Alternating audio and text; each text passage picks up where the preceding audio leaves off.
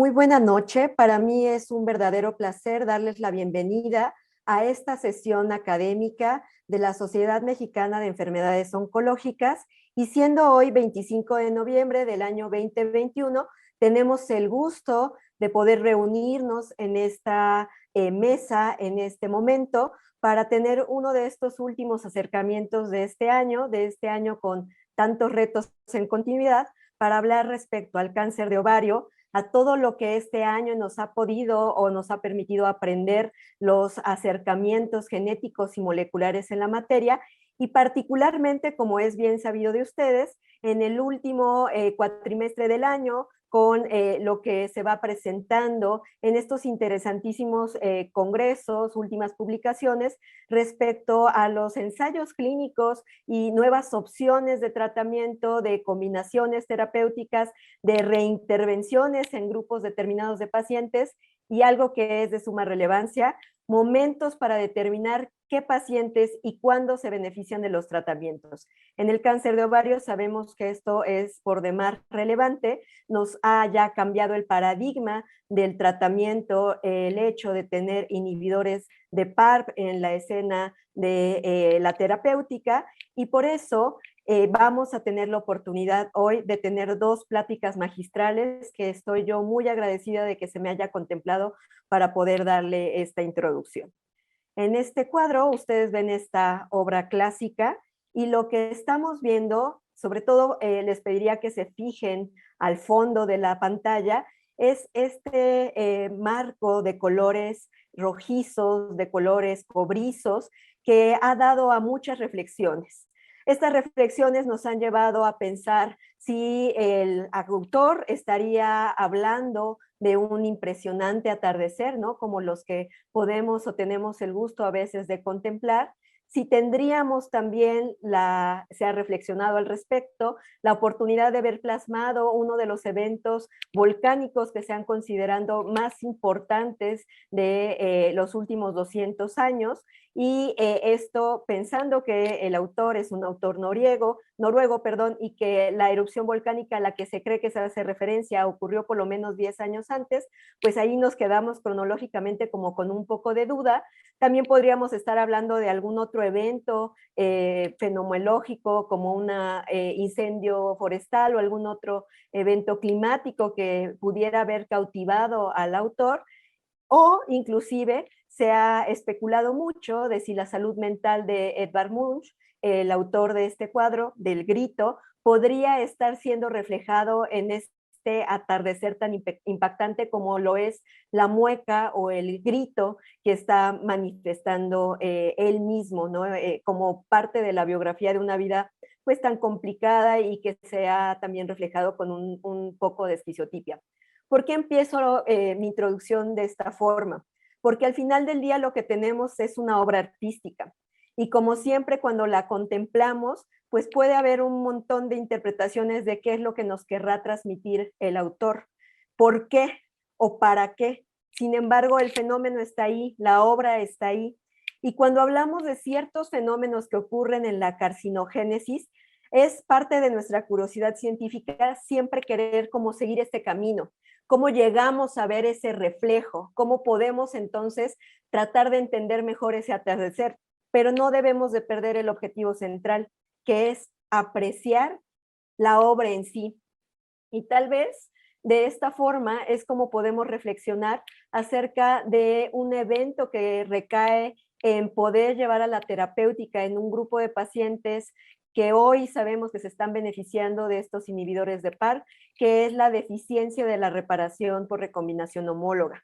Lo que tenemos como este atardecer es un momento donde pueden estar coexistiendo en la carcinogénesis mutaciones en distintos genes que están hablándonos de esta vía de reparación por recombinación homóloga, y que estas mutaciones pueden estar llevándose tanto a nivel somático como a nivel germinal.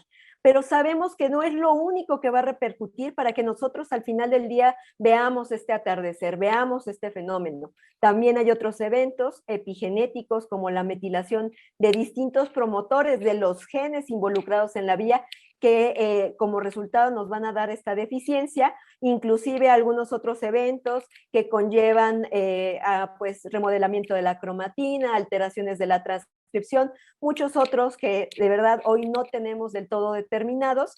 ¿Y qué es lo que ha ocurrido? Que en los últimos años nos hemos focalizado sobre todo en las mutaciones en quienes se consideran los genes protagonistas de esta vía de reparación. Lo que es invaluable es que veamos a dónde desemboca la deficiencia de reparación por recombinación homóloga. Desemboca a una incapacidad para reparar el DNA y esto a una inestabilidad genómica. Entonces, hoy estamos hablando de identificar la inestabilidad genómica como este marcador, como este biomarcador que nos va a permitir determinar qué pacientes se van a beneficiar de un determinado tratamiento. Y es esto en lo que está enmarcada la medicina de precisión. Y a veces suena como esta historia de poder tener una serie de promesas respecto a este tipo de ejercer medicina personalizada y qué tanto lo hemos alcanzado.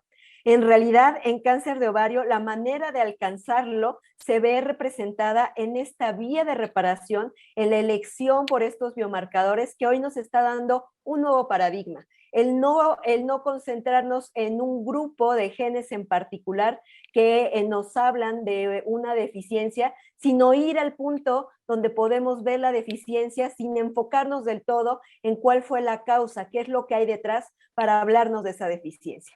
Recordando por qué esta reparación es fundamental para la inestabilidad genómica, tendremos presente que hablamos que esta reparación es el eje para hacer reparación de las rupturas de doble cadena y que cuando esto no existe de una manera pues idónea, tenemos la posibilidad de que la reparación se lleva de manera imperfecta con una reparación de extremos no homólogos y que por lo tanto tendremos la posibilidad de perder o ganar información genética, que a la larga esto es un punto fundamental de los hallmarks del cáncer que nos dan esta inestabilidad genómica.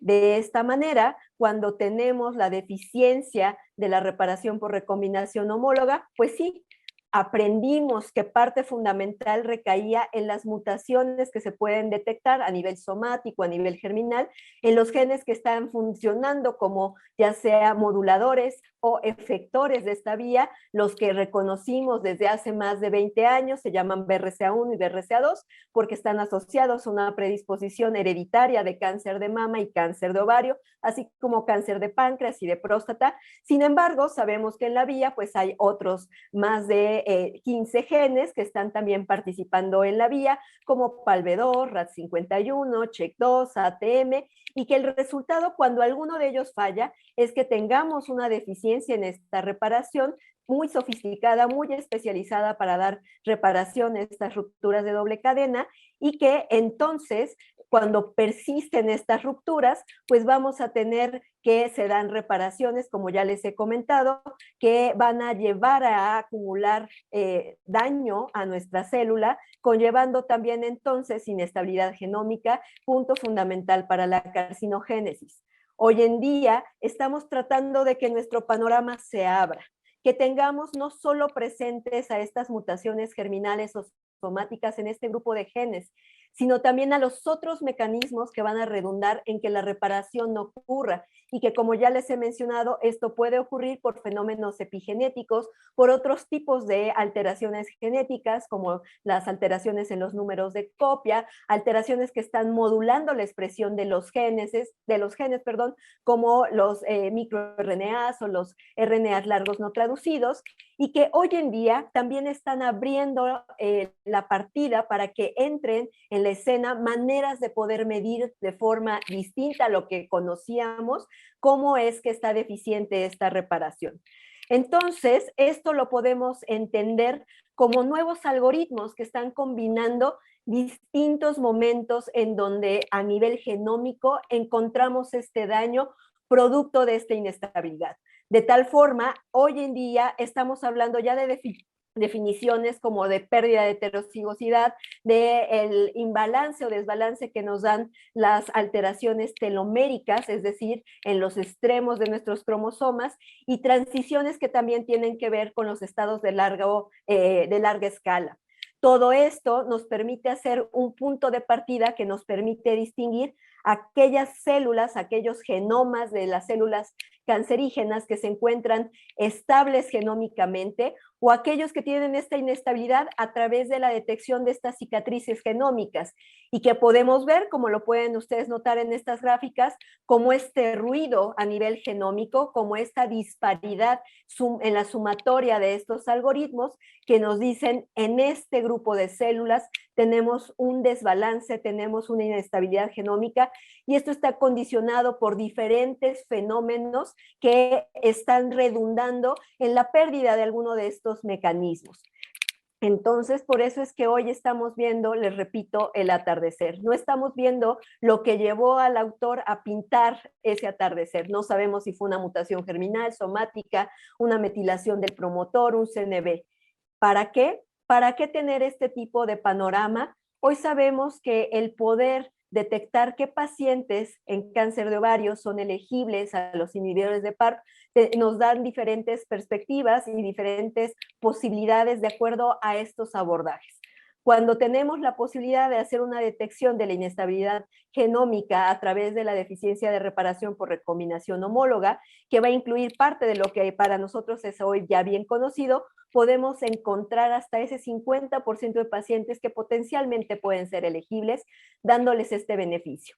Como todo, pues esto va a tener diferentes maneras de llegar a ello. No es lo mismo un cuadro al óleo, un cuadro a la acuarela, pero es también entonces relevante que nosotros tengamos en mano, tengamos en mente y en nuestra curiosidad la relevancia clínica de cada uno de estos abordajes, cuáles van a ser las implicaciones en puntos determinados para nuestros pacientes, para mi decisión clínica y no solo eso, para mi manejo integral. Y aquí no dejemos de lado la oportunidad de beneficiar al paciente y a los familiares con estas estrategias de prevención que nos permiten hacer las detecciones germinales.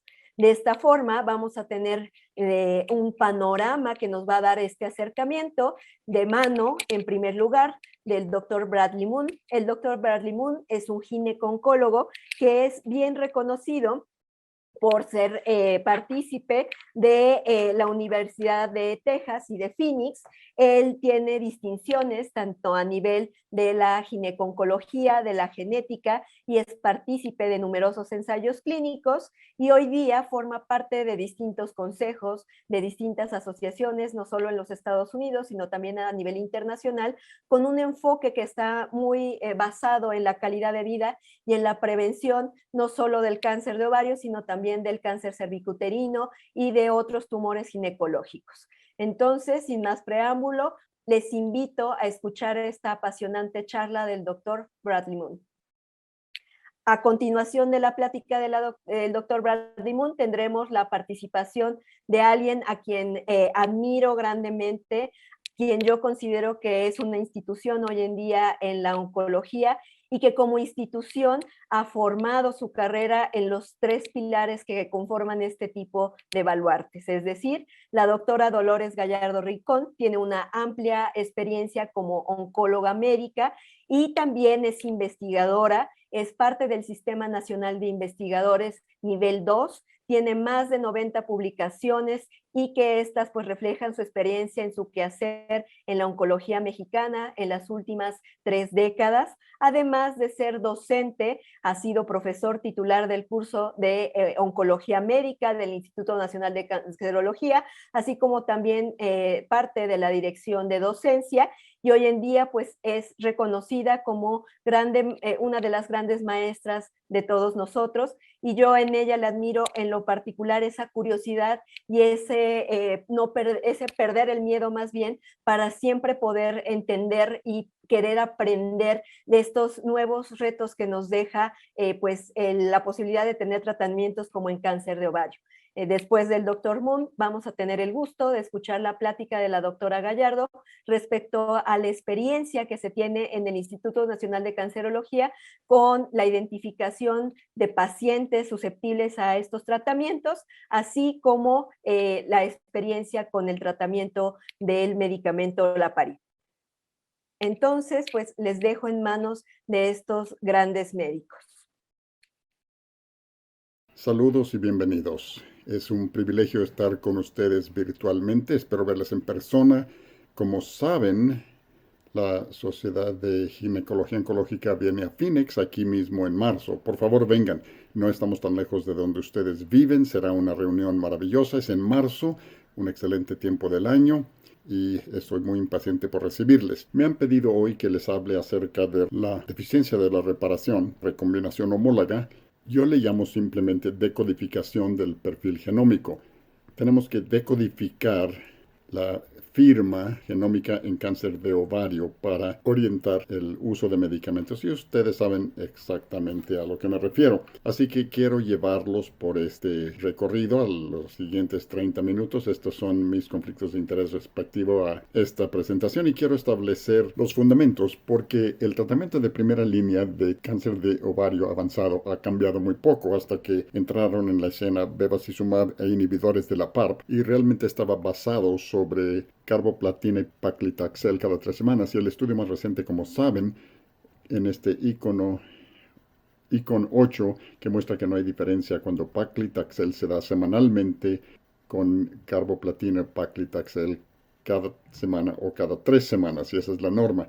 Y pudiéramos ver cada 5 o 6 y paclitaxel 175 miligramos metro cuadrado en 3 horas. El primer avance fue un trabajo de New England Journal que tuve el privilegio de ser coautor en 2011 con GOG218 y esto fue una opción para pacientes de primera línea, de nuevo, pero teníamos que enseñar al mundo que la sobrevida libre de progresión era un objetivo valioso. Se aprobó en Europa en 2011, pero no en Estados Unidos hasta 2018, porque teníamos que enseñar a los reguladores americanos que sobrevida libre de progresión era un objetivo valioso y que valía la pena aprobar un medicamento. Así que sí conseguimos la aprobación de esto en 2018 y esto nos enorgullece. Y ahora es la siguiente iteración después de carboplatina y paclitaxel, empezar con bevacizumab, con el segundo ciclo de quimioterapia y continuarlo y luego dar mantenimiento por un total de 15 meses. ¿Y quién debe recibir bevacizumab? Todo paciente en cáncer avanzado de ovario en etapa 3 o 4, excepto cuando hay contraindicaciones. Las contraindicaciones son predictores de trastorno vascular, renal, sangrado y perforación de gastrointestinal. Así que si el paciente tiene antecedente de diverticulitis o enfermedad inflamatoria intestinal, bueno, eso pudiera causar perforación de gastrointestinal, no lo voy a hacer. Pero todos los demás pacientes requieren bevacizumab. No hay pacientes de alto o bajo riesgo. Y cuando agregamos bevacizumab, vemos a la izquierda que tenemos 6.2 meses de mejora en sobrevida global con índice de riesgo de 0.60. Muy respetable, pero no hay mejora en sobrevida global porque es un tiempo tan largo que viven los pacientes. Y eso es lo que tenemos que enseñar a la FDA. Así que no quieren que digan, yo no voy a usar bevacizumab porque no hay ventaja de sobrevida. Nunca quisimos que ese fuera el mensaje. Esa es mi historia. Yo creé este mensaje de bevacizumab. No quiero que esperen hasta Aurelia a que vean resistencia a platinum o sensible a platinum. Ahora, si llegan a ver a un paciente que es virgen para bevacizumab, bien, pero bevacizumab se usa mejor en cáncer ovárico avanzado recién diagnosticado. ¿Y qué sigue? Lo que sigue es entender reparación de ADN. Estos 3 individuos, cada uno compartió una parte del Premio Nobel de 2015 al decodificar reparación de ADN y su mecanismo. Y podemos apalancar estos mecanismos de reparación de ADN para beneficio terapéutico. La reparación ADN es compleja. Tenemos ADN con ruptura de hebra única, ruptura de ADN de hebra doble y hasta aductos voluminosos y otras anomalías. Y quiero enfocarme sobre estas rupturas de hebra doble y única porque es pertinente para lo que estamos haciendo en la clínica con inhibidores PARP. Así que PARP poli-ADP es rival de polimerasa como enzima y eso repara rupturas de hebra única. Y si lo inhibes farmacológicamente, esta ruptura de hebra única no reparada causa una ruptura de hebra doble. Y si la célula no puede reparar una ruptura de hebra doble porque tiene una mutación BRCA, porque es lo que hace BRCA, la célula muere. De modo que las células con mutación BRCA del lado izquierdo y del lado derecho hay 100 a 1000 veces más sensibles a inhibición de PARP. Y eso se muestra hace más de 15 años, así que es algo muy interesante. Y de nuevo, esto ahora muestra esquemáticamente. Inhibes una ruptura de hebra única con inhibidor PARP, se convierte en ruptura de doble hebra, y si el paciente tiene mutación BRCA o como BRCA, la célula muere. Y ese proceso de reparar rupturas de hebra doble se llama recombinación homóloga. Así que si tomas un cromosoma que está roto y lo alineas con el homólogo que está intacto como machote y recombinas o reparas el cromosoma roto, las cosas andan bien. Así que es recombinación homóloga, y si no lo puedes hacer, eres deficiente. Y hay muchos genes involucrados en ese proceso de recombinación homóloga. Y algunos de estos genes están mutados, pero otros están apagados. Podemos silenciar los genes a través de silenciamiento epigenética o por promotores de hipermetilación. Entonces tenemos que medir eso. Tenemos que medirlo, y quiero esbozar lo que ya saben, esta diferencia entre línea germinal y mutaciones somáticas. Todos los pacientes con cáncer ovárico requieren una prueba de la línea germinal, y no solamente BRCA, sino todos los genes de síndrome de cáncer hereditario de mama y ovario HPAC, y si son negativos hay que ir al tumor, pero no hacemos la dirección contraria, no probamos el tumor primero y luego la línea germinal. Hay que hacer línea germinal, tumor si no hay mutación BRCA de línea germinal. Si hay mutación de línea germinal, ya está. ¿Y cómo probamos el tumor? Probamos el tumor con el ensayo HRD, y la meta de un ensayo HRD es identificar a las mutaciones que son predictivas de efectos de reparación de doble hebra de ADN, es BRCA, y podemos usar esto como biomarcador para predecir sensibilidad PARP. Estamos buscando una curva bimodal, y podemos hacerlo buscando cicatrización genómica, porque la reparación de ADN de doble hélice está roto, los cromosomas tienen cicatrización, han perdido su heterocigosidad, y podemos ver esas anomalías cromosómicas a través de una calificación LOH.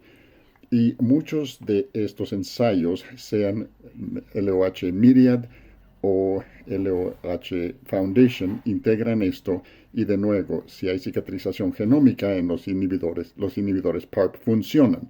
Es muy interesante. Entonces, la Fundación 1 de corte genómico con cicatrización LOH se califica en 16%, y hablamos un poco acerca de la prueba Myriad, porque la prueba Myriad no solamente ve pérdida de heterocigosidad al lado izquierdo, sino que ve los telómeros, que son muy inestables y susceptibles a rupturas de doble hebra y pueden estar desequilibrados, y también podemos ver transición de escala grande en estas situaciones donde los cromosomas tienen cachos de ADN que faltan, y puedes desarrollar una calificación basada en esos tres análogos, y esa es la prueba Myriad.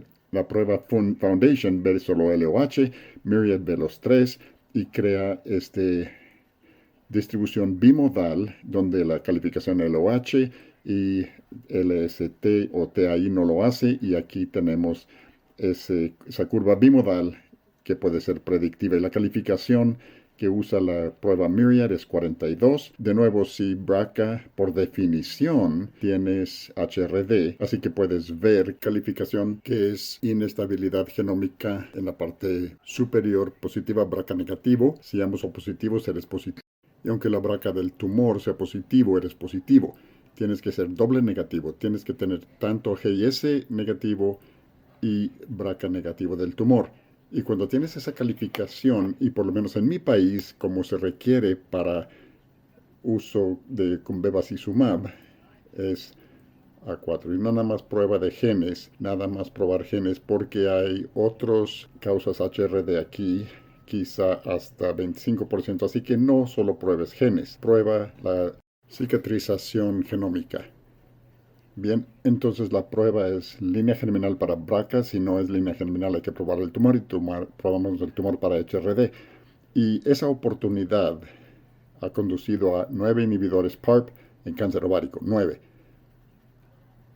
2 en mama, dos en próstata y uno en tumores pancreáticos. Así que inhibidores de PARP están aquí para quedarse. Voy a terminar aquí, vamos como a la mitad sobre lo que han hecho los inhibidores PARP para mis pacientes, lo que están haciendo para tus pacientes y cómo debemos utilizarlos. Si esos son las 9 indicaciones para ellos, para olaparib. Olaparib fue traída al mercado en 2014 en líneas terminales de terapia y finalmente mantenimiento sensible a platinum y ahora de primera línea en BRCA o con bevacizumab en HRD. Y pueden ver que las respuestas en tratamiento son muy dramáticos y mejores que quimioterapia, así que cada paciente con BRCA o HRD de firma molecular requiere inhibidor de PARP. Y pueden ver que está comprimido del lado derecho porque tú y yo estamos haciendo pruebas clínicas juntos y quiero que tengan estas láminas, por cierto, y el patrocinador de esta reunión les puede proporcionar esta lámina. Será un gusto que los tengan con PowerPoint para que puedan compartir a sus colegas. Estos inhibidores PARP no son iguales. Tenemos 3 en la clínica. Olaparib, rucaparib y nivaparib no son la misma dosis, ni el mismo metabolismo, ni las mismas reacciones adversas. Y francamente, olaparib fue primero, así que tenemos mucha familiaridad con olaparib y también olaparib es el único inhibidor PARP aprobado para 4 tipos de tumor, porque fueron primeros y han hecho muy buen trabajo de desarrollo.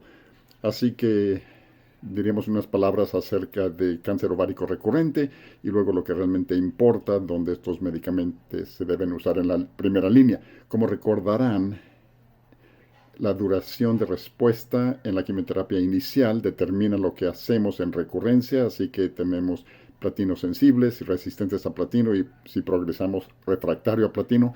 Y la oportunidad sensible a platino es excelente porque si el paciente responde a platino de nuevo, no puede reparar rupturas de hebra doble de ADN, o sea que van a responder a un inhibidor PARP. Así que en primera línea usamos biomarcadores de tumor. En enfermedad recurrente usamos biomarcadores clínicos y sensibilidad a platino. Así que olaparib ya tiene mucho tiempo. Fue aprobado tan rápidamente en 2014 que no estábamos listos. Teníamos cápsulas, recordarán, y luego en última instancia giramos hacia tabletas que no son intercambiables y las cápsulas ya se han descontinuado. Y hemos hecho estas pruebas de mantenimiento de sensibilidad a platino con sensibilidad a platino en el biomarcador. Y eso ha sido muy divertido. La primera evidencia de principio publicado en New England Journal ya hace casi una década fue mantenimiento de sensibilidad a platino con cápsulas, de hecho, y vaya, tan emocionante.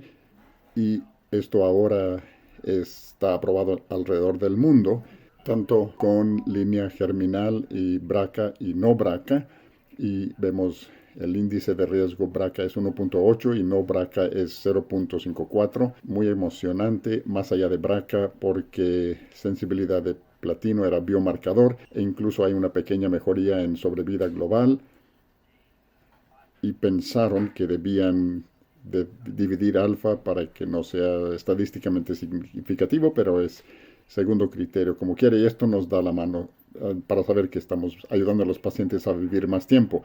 Así que los dos vinieron como prueba de principio, de nuevo en recurrencia sensible a platino y también BRCA, de nuevo muy impactante, muy emocionante, aprobado por FDA alrededor del mundo, índice de riesgo de 0.30 y como se mostró en el estudio en 2019 en mantenimiento sensible a platino y solo para BRCA hay sugerencia de mejora en sobrevida global de 12.9 meses.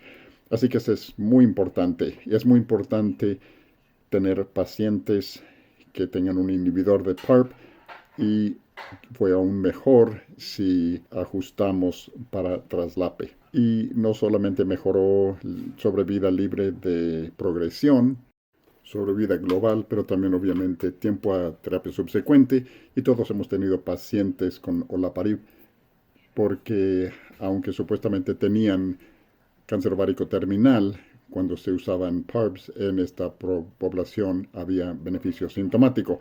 Así que hay muchos estudios de ese tipo, estudio 19 y solo 2 a la izquierda eran los pioneros. Nova fue niraparib, tenía 2 cohortes, línea germinal, BRCA y no BRCA, y Ariel 3 con rucaparib. Los placebos se desempeñan asombrosamente similares, pero los inhibidores PARP también desempeñan asombrosamente similar con beneficio dramático. Es estadísticamente significativo y clínicamente relevante. Obviamente en los pacientes con BRCA, con los mostré en solo dos, pero también iraparib y rucaparib, no BRCA también. Así que es muy emocionante y eso es lo que hicimos. Los perfiles de seguridad no son iguales. Creo que están familiarizados con esto y familiarizados con seguridad y reembolso. Creo que es importante conceptos cuando decidimos cuál vamos a usar. Y obviamente si estamos inhibiendo reparación de ADN, pudiéramos causar cáncer y los inhibidores de PARP se asocian con riesgo aumentado de MDS y AML y pueden ver que incluso en solo dos se dobló con el tiempo y no eran nada más inhibidores de PARP, sino toda la quimioterapia que estaban recibiendo. Así que ahora vamos a hablar acerca de lo más importante.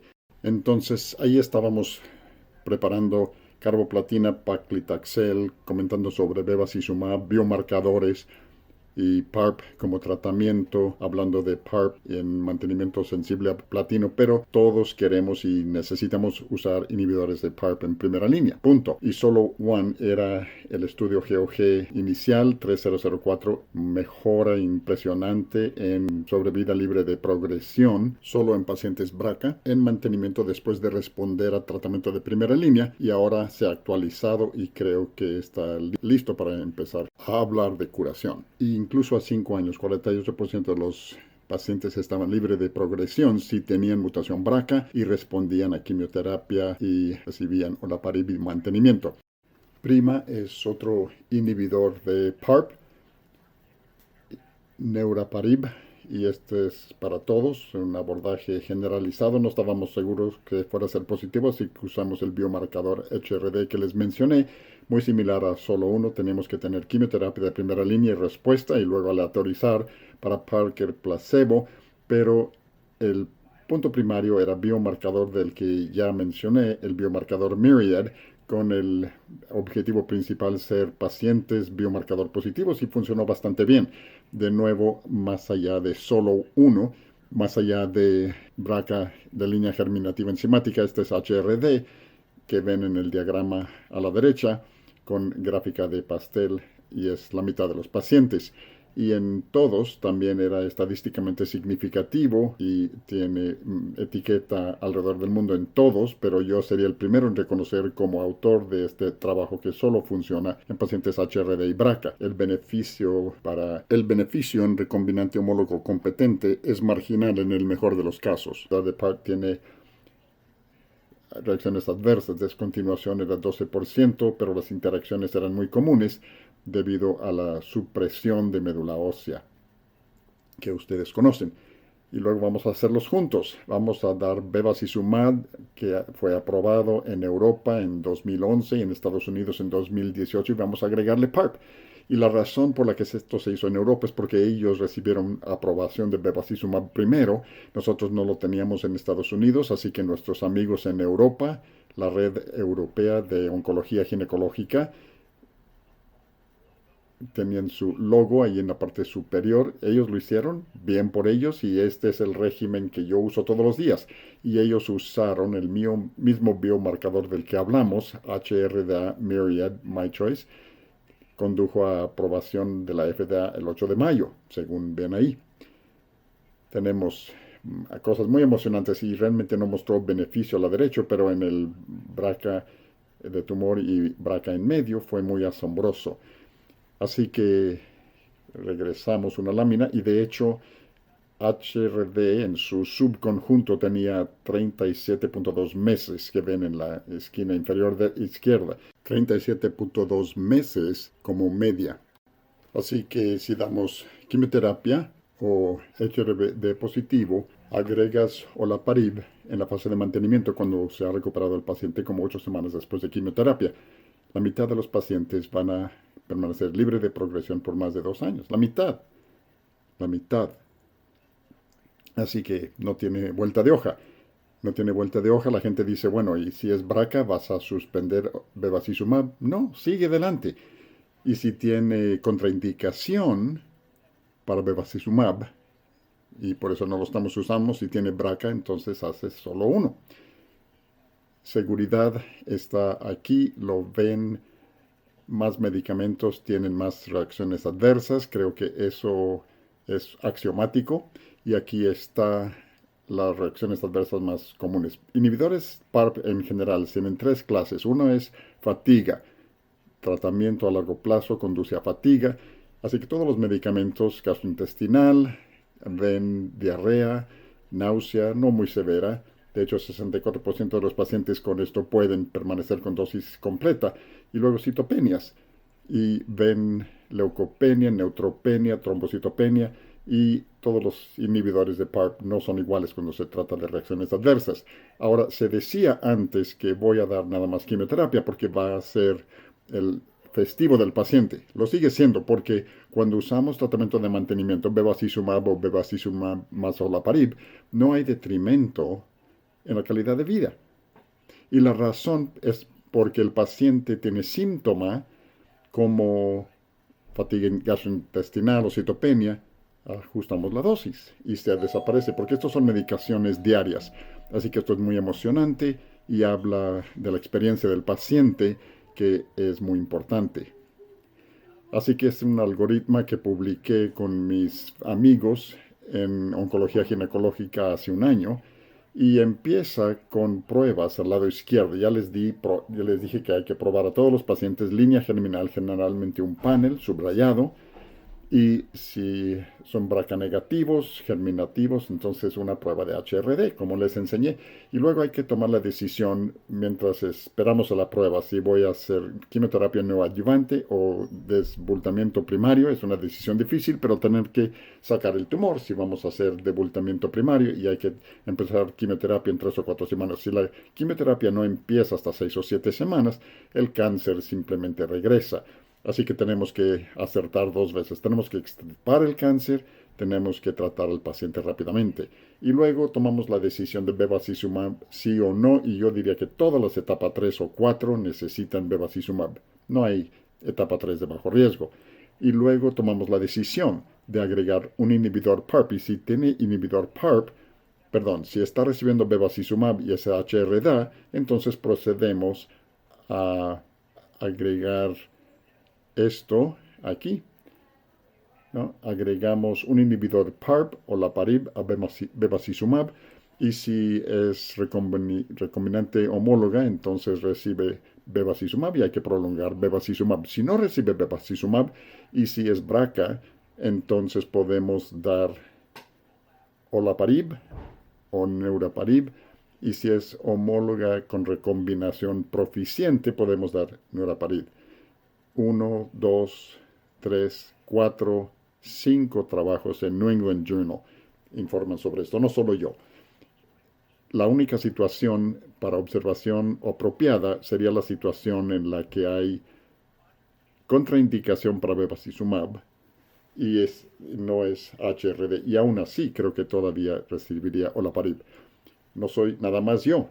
Estos son los guías de ASCO. Los guías de ASCO dicen que todos los pacientes deben recibir inhibidor de PARP, y la razón por la que dicen todos los pacientes es porque tienen indicación con niraparib, pero si tienen BRCA, entonces todos los pacientes lo mismo, solo uno. Y si recibe bevacizumab, entonces es la combinación como mencioné. Y luego definitivamente mantenimiento, ya hablamos de eso aquí. Y también hablamos de tratamiento. PARP no se recomienda que se use en combinación con quimioterapia y no se recomienda que se use para retratamiento. No nada más yo, es ASCO. Entonces es la NCCM y ellos hicieron el algoritmo que acabo de mostrarles. Así que ha llegado la era de la terapia dirigida. Estamos en un punto de ciclo de vida donde las combinaciones y líneas de terapia más tempranas están establecidas. Hay que probar al paciente. Vamos a traer pruebas de IO más adelante este año. Son pruebas de IO traslapados y múltiples de primera línea que tenemos que ver. Ni siquiera hablé de Imagine 15, que es una prueba con bevacizumab. Así que gracias y nos veremos en Phoenix en marzo.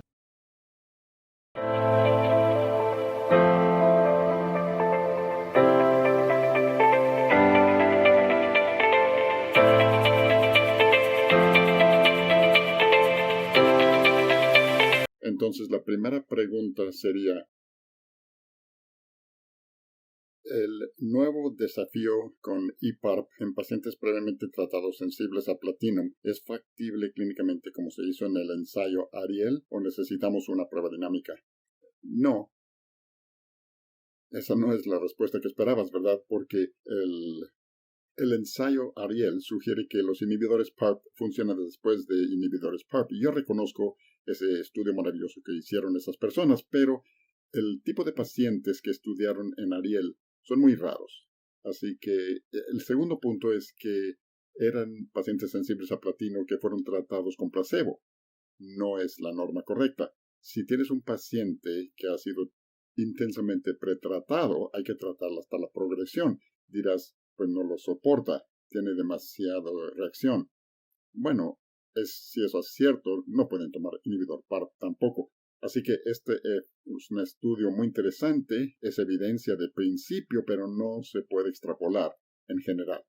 En otras palabras, no quiero que la gente diga, bueno, tuve un paciente que estaba recibiendo palo 1 y progresó con inhibidor PARP, y ahí termina la historia para ella con PARP, ¿no? Y ese paciente no hubiera sido candidato para Ariel. Eso es muy importante. Hay tantas otras buenas opciones para esos pacientes aparte de inhibidores PARP. Y si ves la diferencia, aún contra placebo en el grupo control fue inapropiado y solo fueron unos pocos meses. Así que la respuesta corta es no, y las guías ASCO no han cambiado, que mencionan que no se debe usar inhibidor PARP después de inhibidores PARP. Muy bien. Segunda pregunta. Los ensayos no Myriad como Foundation, LOH o HRR para soportar terapia de mantenimiento y PARP. Buena pregunta. HRR son genes no buena opción porque hay muchos otros mecanismos de HRD no relacionados con mutaciones genéticas. Y habiendo dicho eso, la prueba Foundation fue muy buena. Y de hecho, estos otros algoritmos LOH que son bastante fáciles de reproducir, probablemente también estarían bien. Así que creo que necesitas una calificación LOH validada, sea Foundation o Myriad o Tempus o Caris o quien sea. Pero viendo genes HRR no basta. Y eso lo demostró Eric Pujara, Lorena, en el estudio Palo 1. No mostré porque sabíamos que no iba a ser muy útil, pero creo que es un buen mensaje. Y creo que el reto es que las pruebas HRD son costosas. Estoy consciente de que en muchas partes del mundo AstraZeneca generosamente paga eso.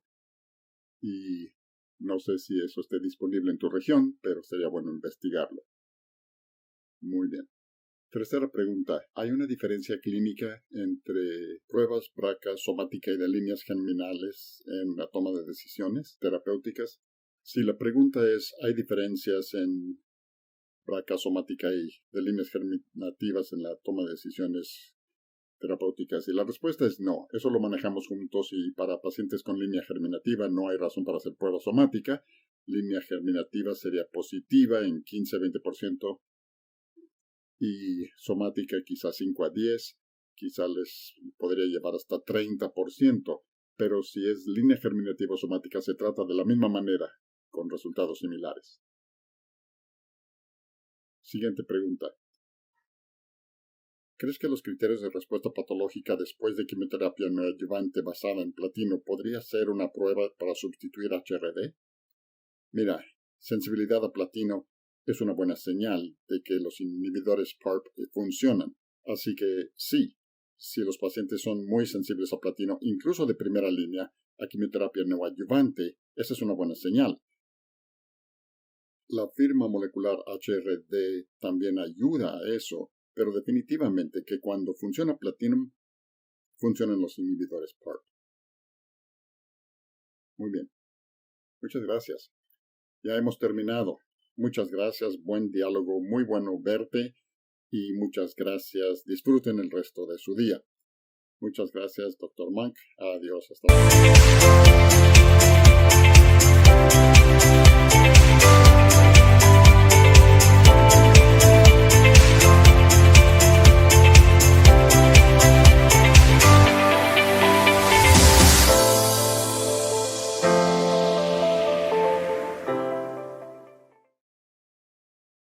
Muy interesantes tanto las preguntas como las respuestas que nos brindó el doctor Monk. Y ahora, como les comenté en un inicio, tenemos el gusto de recibir a la doctora Dolores Gallardo Rincón para hablar de esta experiencia mexicana respecto a la caracterización molecular y el tratamiento con olaparib en pacientes con cáncer de ovario. Muchísimas gracias, doctora. Muchísimas gracias, Rosa María. Hiciste una espléndida presentación mía, inmerecida. Eh, con mucha humildad lo digo.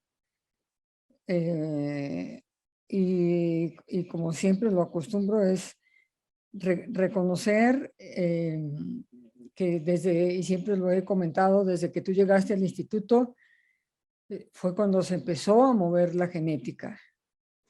Entonces, enorme gusto que me da que estemos juntas de nuevo en una batalla que hemos dado juntas también, porque tú buscaste inclusive de consultorio, fuiste la primera genetista que salió del laboratorio para ir a la consulta y ver pacientes, y pues tienes todos los méritos habidos y por haber, hasta el nivel de doctorado en biología molecular.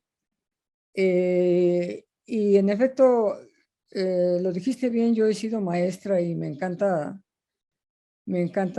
destacarlo, pero porque nos gusta mucho la docencia, pero tú nos abriste las puertas de la genética porque no lo entendíamos y ya lo empezamos a entender un poco. Nos explicaste con peras y manzanas, entonces es complejo. Los oncólogos nos sentimos muy orgullosos en el INCAN de contar con una clínica de genética de cáncer hereditario de la cual tú eres la jefa. Muy merecido lugar, ganado a pulso. Y justo les voy a presentar pues nuestra experiencia en el instituto, que la hemos hecho juntos, la clínica de cáncer hereditario, el programa de cáncer de ovario, también con el total apoyo del laboratorio AstraZeneca. Antes de iniciar, también quiero agradecerle mucho a la Sociedad Mexicana de Estudios Oncológicos, el doctor Héctor Martínez Ahir, como un gran amigo, que ha impulsado excelentes pláticas, sesiones, webinars, etcétera, y al cual no lo ha detenido la pandemia.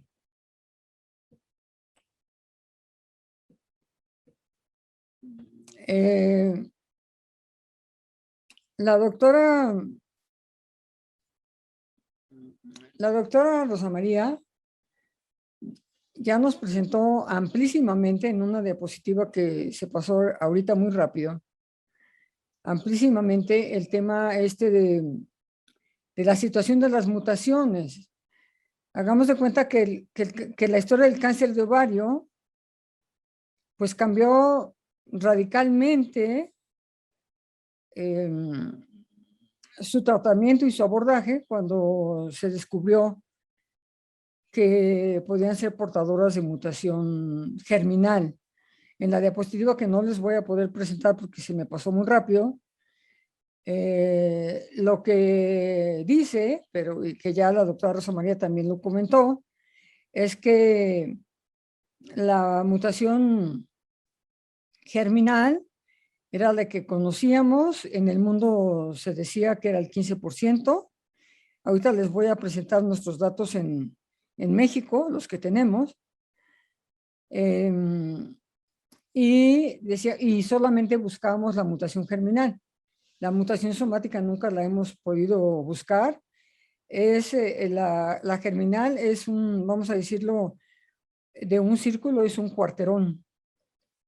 Vamos a decir que en el mundo las cifras pueden variar de país en país. Vamos a decir que puede ser entre 15 y 25%. Luego la somática es un poquito menos. Vamos a decir que es un 10%. Y lo que decíamos como mismatch repair, en esa diapositiva que les iba a presentar, pues es lo que ahora conocemos como deficiencia en la recombinación homóloga. Creo que las diapositivas de la doctora Rosa María fueron muy ejemplificantes para mostrar qué es esto de mismatch repair, que luego lo acuñamos como deficiencia de la recombinación homóloga, en donde puede haber ruptura de doble cadena y de cualquier forma, como yo se lo pregunté directamente a la doctora Rosa María, porque indiscutiblemente, y eso lo dijo ella, hay que tener mucha curiosidad en estos temas, y eso es muy rico, nos abre mucha puerta. Yo le pregunté cómo la enzima PARP, si decíamos que reparaba 5' branch, cómo es que también en reparación en pacientes con deficiencia de la recombinación homóloga también participa. Entonces ella me explicó que hay como 5 vías y que indirectamente la enzima participa. El mismatch repair, en la diapo que no les presenté, yo lo tengo como un porcentaje muy chiquito, de un 10%, y luego vienen también todos los genes que pueden estar alterados, y decíamos que el 50% no sabíamos qué mutaciones eran. Creo que nos quedó más claro con la presentación de la doctora Rosa María, que ya se han identificado muchos más genes de los que antes conocíamos. Y seguramente esto va a dar algún resultado. Ya por lo pronto sabemos que las pacientes que tengan, además de mutación germinal y somática, que pertenecen a un tronco que se llama deficiencia de la recombinación homóloga, a un gran tronco, juntos, ya si lo juntamos el HRD con germinal y somático, pues puede llegar a un 50% de las mutaciones en las mujeres con cáncer de ovario. De ahí la importancia de estudiar el HRD, que ojalá así suceda. Luego, esta diapositiva lo que muestra es que las mujeres con cáncer de ovario y mutación de BRCA en un 47% no tienen historia relevante. Por eso a todas las mujeres con cáncer de ovario hay que estudiarlas, a todas, porque pueden no tener historia familiar y ser portadoras de mutación. Mientras que un 53% sí tiene historia familiar.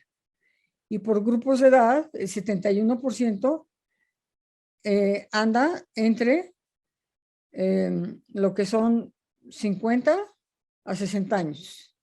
Sin embargo, como ven, también tenemos un grupo de mujeres más jóvenes con cáncer de ovario portadoras de la mutación.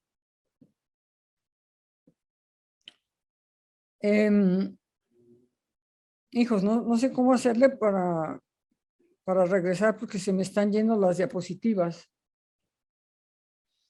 Yo sí quisiera que tomara alguien el control. Ahí. Hemos defendido con capa y espada el hecho de que haya consejería genética. Entonces, todas las mujeres que son portadoras de mutación, primero, tamizar a todas los casos nuevos. Segundo, las que son portadoras de la mutación, por lo pronto solo estudiamos la mutación germinal, es que ellas por sí mismas se van a beneficiar de un tratamiento que lo tenemos disponible en el instituto y en muchas instituciones ya afortunadamente en México. Pero no nos quedamos solamente ahí. Gracias a la clínica de cáncer hereditario, liderado por la doctora Rosa María Álvarez, quien es la jefa, y entonces estudia a toda la familia porque puede haber riesgo de desarrollar cáncer de otros miembros de la familia y pues también se puede hacer cirugías profilácticas en cáncer de ovario y mama, que son los más asociados, aunque no son los únicos. Voy a intentar pasar la siguiente, a ver cómo me va.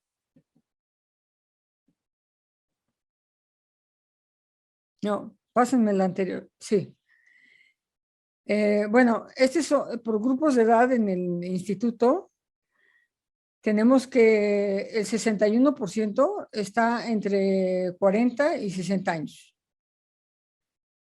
Entonces, esto, por favor, quiero que se fijen muy bien, porque ahorita vamos a hablar nada más de la población mutada, para que veamos cómo se modifican los grupos de edad. Voy a intentarlo suavemente. Bueno, este fue el primer estudio que se hizo en el instituto y fue en el 2005. Por invitación de la doctora Cintia Villarreal, participamos y pues participamos con 92 pacientes, y mientras que de cáncer de mama fueron 96. Aquí fue la primera vez que se publicó en esta lista larga de tipos de mutaciones. Todas estas mutaciones, llamó mucho la atención que había una mutación fundadora, una de lesión, una falta en la cadena del DNA, un cachito del exón 9 al 12. Entonces es una pérdida significativa de la cadena de DNA, porque estamos hablando del 9 al 12. Ahorita lo vamos a ver de manera más ejemplificada. Bueno, y más aparte todas estas mutaciones, la mutación fundadora pertenece al gen BRCA1. También tenemos pacientes con BRCA2, aunque son menos en número. Y en este estudio reveló que el porcentaje de mutaciones germinales para cáncer de ovario correspondía a un 28%, mientras que para cáncer de mama un 15%. Entonces era más alto para cáncer de ovario, y el más común fue el cáncer seroso papilar. Voy a pasar yo a la siguiente. Bueno, luego nosotros también hicimos una publicación en Translational Oncology, ya de 179 pacientes. Esta publicación ha sido muy relevante. Voy a presentarles algunos de los datos. Aquí están mapeados los estados de donde hemos tenido pacientes, casi pues 3/4 partes de la República Mexicana, predominando el centro y el sur. Por otro lado, fíjense ustedes que hablando de los grupos de edad, pues menos de 34 años, 4.5, y vean ustedes que el grupo entre 35 y 44 y el de 45 y 54 es muy parecido. Entonces, mientras que esto no sucede en toda la población, en mujeres con mutación sí sucede. Estamos hablando que encontramos 59 mutaciones en un total de 179, que correspondió al 33% de mutación. Es decir, ya sabemos que había el 28 y ahora encontramos nosotros en esta nueva serie el 33%, es un poquito más arriba. Y en efecto hay mujeres más jóvenes con portadores de esta mutación, predominando, como ya sabemos y era esperable, la etapa clínica 3C, la variedad serosa papilar. Y algo muy, muy interesante que también invita a la investigación es que encontramos dobles primarios, en especial cáncer de mama ovario, en 19 de 24 casos.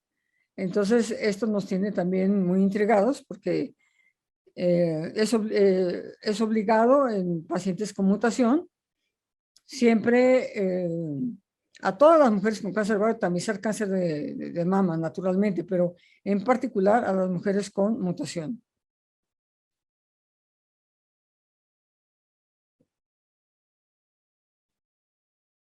Y bueno, aquí de manera más clara vemos que esta es la mutación fundadora. Es la de lesión. Vean, la pérdida, lo que se pierde de DNA, pues es representativo. En un clúster del gen BRCA para cáncer de ovario, pues vean que es grande, ¿verdad? Lo que es la mutación fundadora. Y bueno, pues esto nos llama mucho la atención para BRCA1, ¿verdad? Y sobre todo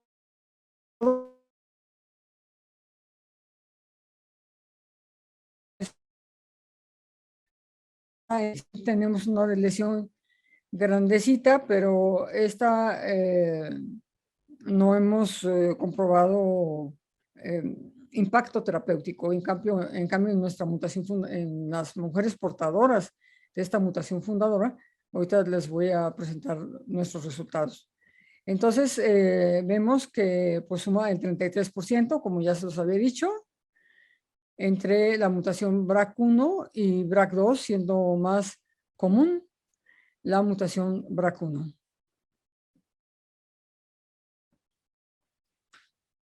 En la primera gráfica tenemos las mujeres con wild type y luego las mutadas no expuestas a olaparib, en donde pues no hay mayores cambios. Los cambios los vemos cuando son expuestas a olaparib, en donde, como ustedes pueden ver, la mediana es de 37.6 para BRCA1 y para BRCA2 es de 72.8 meses.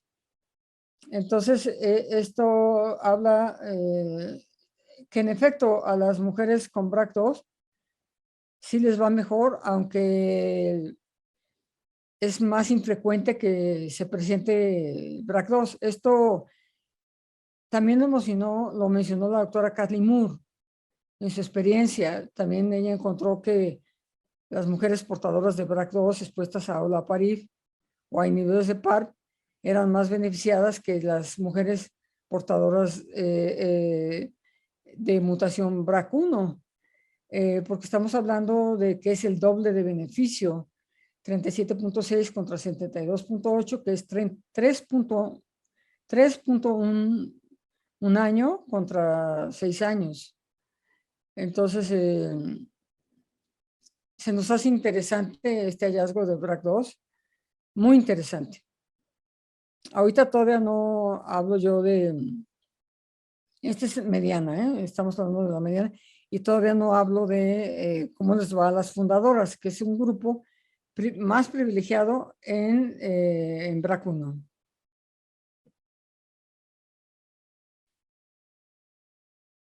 Y bueno, aquí tenemos cuando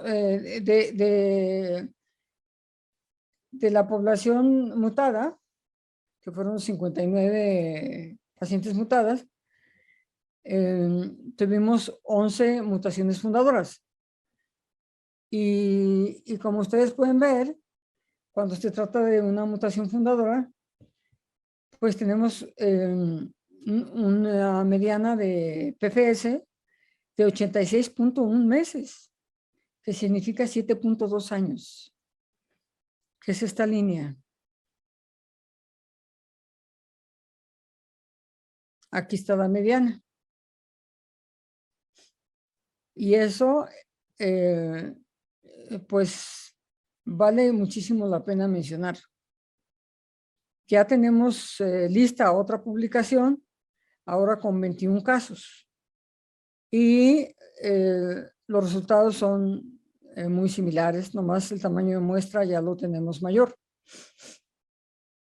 Mientras que el resto, juntando BRCA1, BRCA2, el beneficio fue de 34.5 meses. Estamos hablando que son pacientes,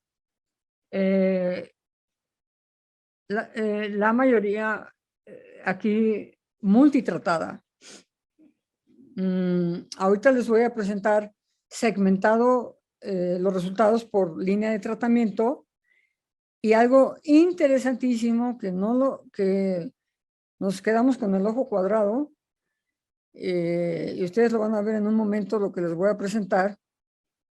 Entonces, por lo pronto, déjense grabado esta imagen de esta diapo, porque creo que resalta y es muy importante señalar que nada despreciable es 7.2 años para cuando se trata de mutación fundadora. Veamos esta gráfica tan interesante al centro. Aquí son solo 8 pacientes con mutaciones fundadoras. La primera paciente está en su 4ª línea de tratamiento y sigue con olaparib a 4 años, estando en su 4ª línea. Entonces, en el instituto, cuando hicimos las guías de manejo para el uso de olaparib, yo defendí que las pacientes con mutación fundadora, independientemente de la línea de tratamiento en la que se encuentre, les diéramos olaparib. Esa batalla no la he ganado.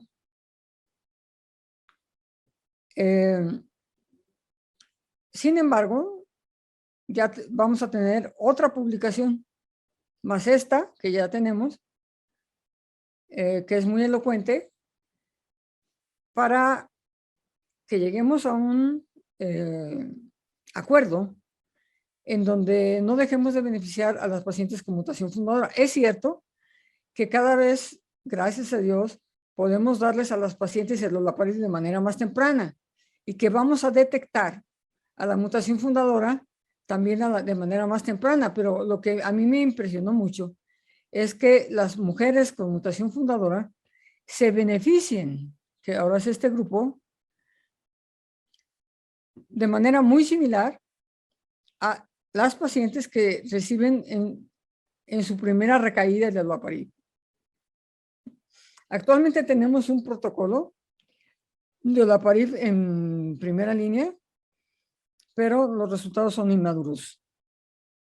Entonces, con esta diapo lo que yo quiero definirles y concluir, ya nos falta muy poquito, es que la mutación fundadora es el grupo más beneficiado junto con la primera recaída.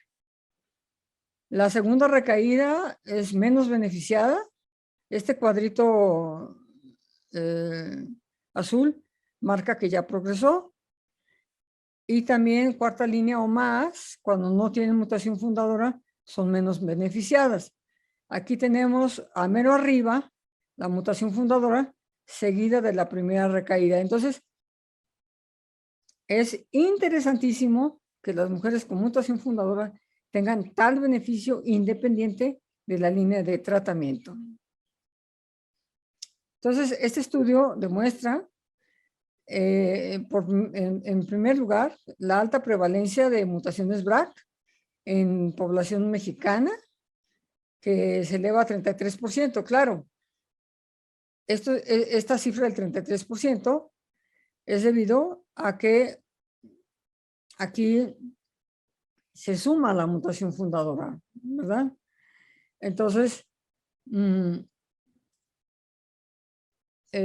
por eso creemos que si no hubiera esa mutación fundadora, no llegaríamos a ese 33%, pero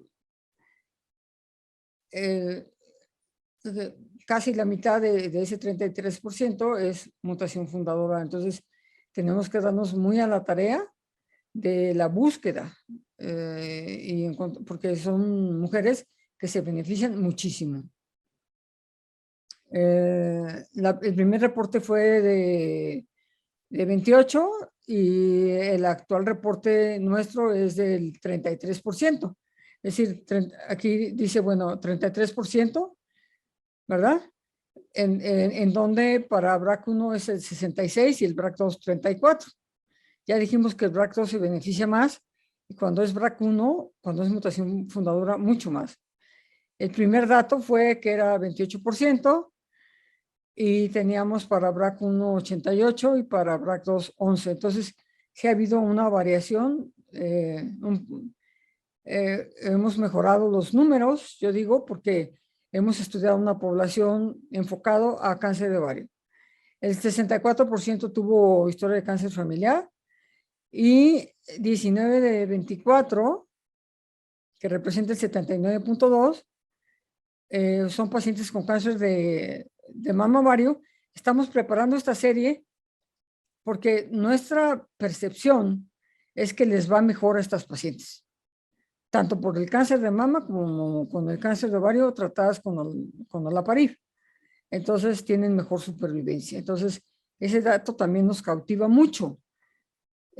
Como dice la doctora Rosa María, y eso yo lo comparto mucho, que no perdamos nuestra capacidad de asombro, que no perdamos la curiosidad, la misma que tiene un niño, porque aquí hay mucho de dónde descubrir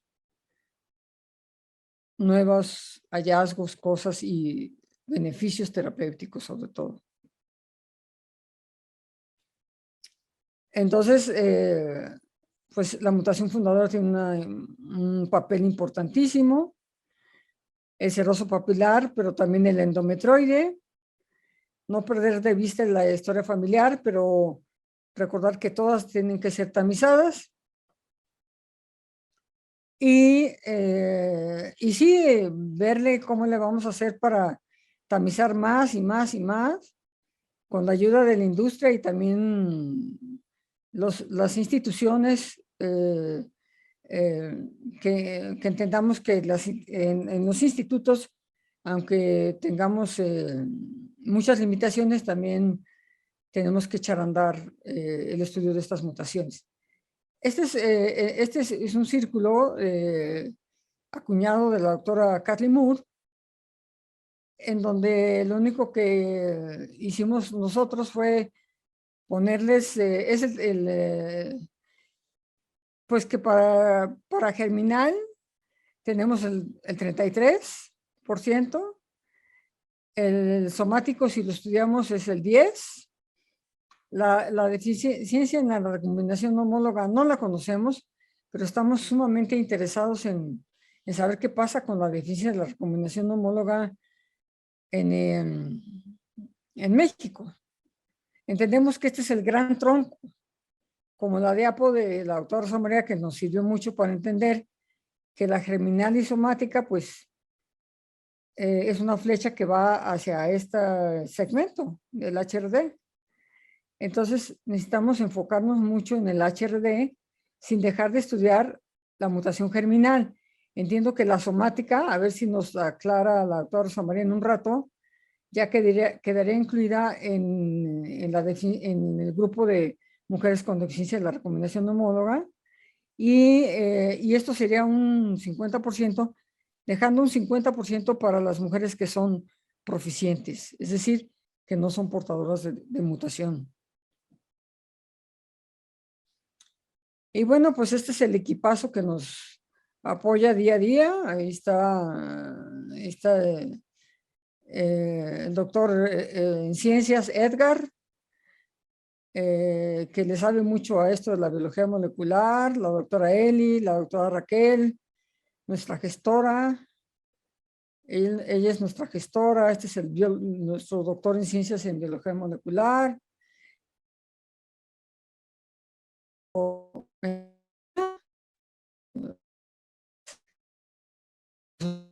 Administrativos, la doctora en ciencias, la doctora Yadira, que es buenísima en todo lo que son los artículos, el doctor Baena, ampliamente conocidos por ustedes, la doctora, la maestra en nutrición, la doctora Eli, que hace todo el acompañamiento de pacientes, y la doctora Raquel, que nos ayuda inmensamente en todo lo que son nuestras bases de datos.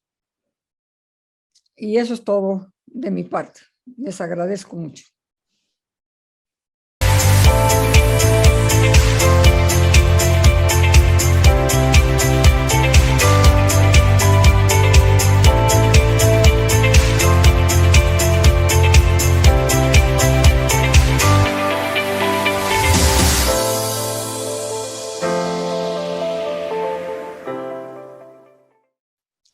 querida doctora, muchísimas gracias por su tiempo, por compartir este camino que ha sido indudablemente lleno de mucha experiencia, de muchos retos, pero también de mucho aprendizaje de cómo resolver estos retos. A continuación, vamos a dar inicio a unas breves preguntas. Les agradecemos a todos los que nos siguen, a los que están en la transmisión.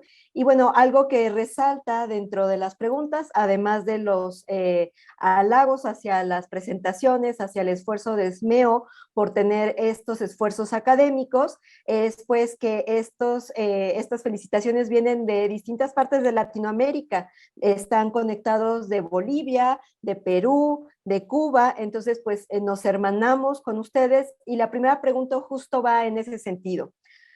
A veces, dentro de nuestro contexto latinoamericano, pues entendemos la dificultad para poder proveer a nuestros pacientes tanto del diagnóstico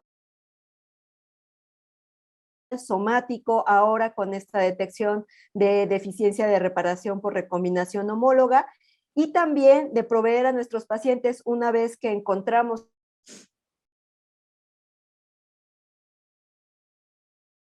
historia clínica, de proveerlos con el medicamento.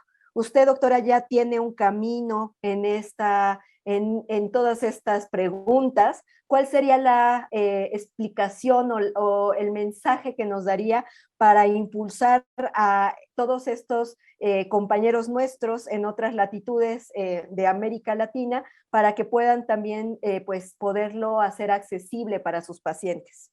Yo les diría que no quitemos el dedo del renglón. Es muy fácil declinar hacer la prueba. Inclusive hay una tendencia mundial hacia allá. Y entonces decir, pues toda la mujer que sea sensible a platino, le vamos a dar olaparib u otro inhibidor de PARP. Es una postura demasiado cómoda que va aunada a mucha pobreza del conocimiento. Nos quedamos en la incertidumbre, dando un medicamento que también tiene su toxicidad, de esa yo no hablé, va asociada sobre todo, pues un poco de fatiga, puede haber un poco de náusea, anemia, sobre todo en las multitratadas. Por eso hay que tratar de dar olaparib más tempranamente. Pero, por un lado, la paciente tiene derecho de conocer si está mutada o no. Sí es cierto que somos países, bueno, relativo, con escasos recursos, relativo, porque somos países con mucho recurso, pero mal empleado, ¿verdad? En América Latina, nos parecemos mucho en esa característica. Entonces, yo lo que recomiendo es que echemos a andar los secuenciadores en donde estén. A nosotros, pues tú lo sabes, Rosa María Astra nos ha apoyado para la mutación germinal, pero en el INCAN sí hay secuenciadores. Falta ver que esos secuenciadores, como tú bien lo dices, sean para diagnóstico y no para investigación, entiendo. Y yo me imagino que en América Latina deben haber, hay instituciones oncológicas de primera, en Colombia, en Perú, en Argentina, en Chile y en otros países en donde tenemos que sentarnos la institución a platicar con la industria y no irnos con la inercia europea de que todos son all-comers, porque también las familias se quedan sin el consejo genético. Y en vez de evolucionar, involucionamos. No nos lo merecemos. Si por primera vez tenemos un biomarcador útil, y otra cosa, las instituciones nos están proveyendo de olaparib ahorita. Pero si les decimos que es para todas las mujeres, igual sucedería en los demás países, se van a asustar. El recurso o sería sería hasta más injusta la manera de distribución del medicamento, porque entonces se privilegiaría a mujeres con más recursos, a las que tienen seguros de gastos, y muchísimas mujeres se quedarían mutadas sin olaparib, porque serían all-comers, pero las que puedan pagarlo o las que tengan cobertura. En cambio, las instituciones sí se les puede exigir, porque tenemos la prueba de una mutación para brindarles este beneficio. Ese es mi consejo. Muchas gracias, doctora. Y con esto que viene del final del 2021, como nos lo comentó el doctor Monk, como pues también está en boga ahora de las mesas de oncología médica, la posibilidad de hacer estas combinaciones de inhibidores de PAR con bevacizumab, la posibilidad de hacer una opción de retratamiento con inhibidores de PAR en pacientes que ya tuvieron una recaída a pesar de mantenerse con un tratamiento de este tipo, como nos lo mostró el ensayo óleo. ¿Qué es lo que usted proyecta para el grupo de pacientes del programa de cáncer de ovario? ¿Qué expectativas tienen respecto a esta evidencia reciente para poder también llevar a cabo en su grupo? La combinación de olaparib más beva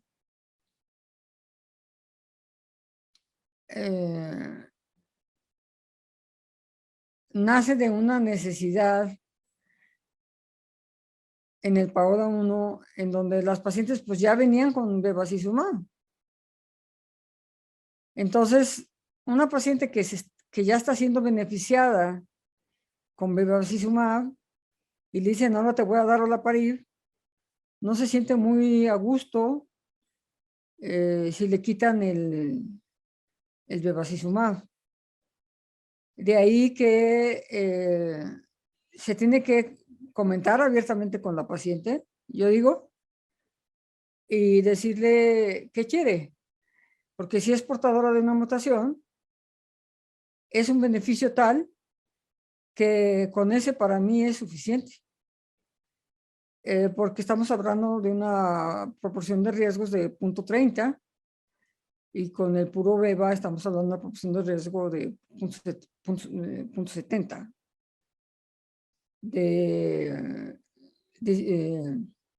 ¿Verdad? Entonces, es decir, que la disminución de riesgo de recaída con olaparib es el 70% y con beba es el 30%.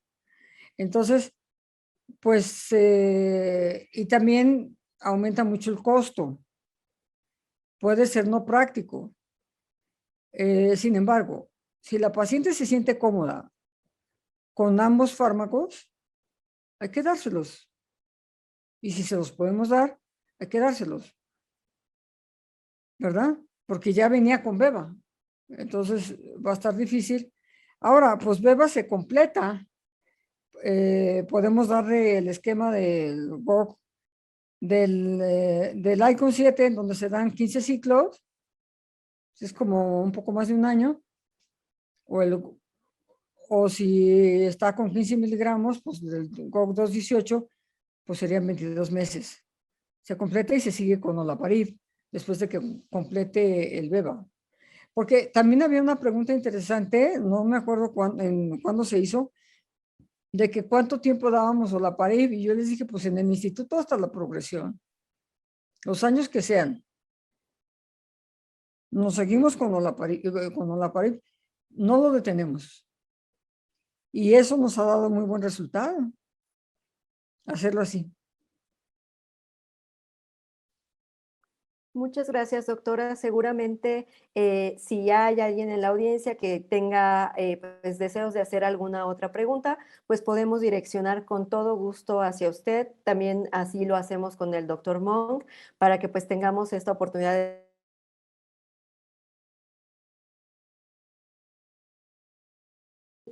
Les agradezco mucho su atención en esta noche. Doctora Gallardo, muchísimas gracias por compartirnos esta experiencia. Y bueno, pues también agradecemos al ESMEO por la oportunidad de brindarnos estos espacios. Hay preguntas respecto a la posibilidad de que las pláticas se queden en YouTube. Esperemos que tengamos ahí algún mecanismo para ello. Y pues agradecemos también el apoyo de AstraZeneca. Muy buenas noches a todos. Gracias. Muchísimas gracias. Gracias, Rosa María.